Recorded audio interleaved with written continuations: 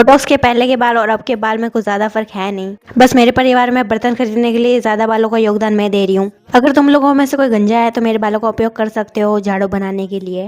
आप भी रोज पौधों को ऐसे पानी डालोगे तो वो हरे भरे रहेंगे।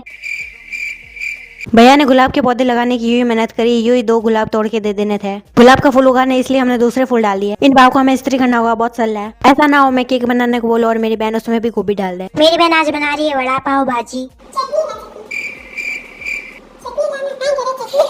इस चटनी को ठिकाने लगाने के लिए मेरी बहन को बहुत महंगा पड़ा, क्योंकि 6-7 पैकेट मंगाने पड़े हम जैसे गेंडों के लिए। मेरी बहन सोच रही है पहले पता होता तो इस चटनी को ग्रीन टी के साथ ही पी जाती। अर्जी इसका एम्बेसडर होता है, मेरी बहन गोभी की एम्बेसडर है। एक बार बाल बहाना भूल जाए लेकिन खाने में गोभी लगाना वो नहीं भूलती।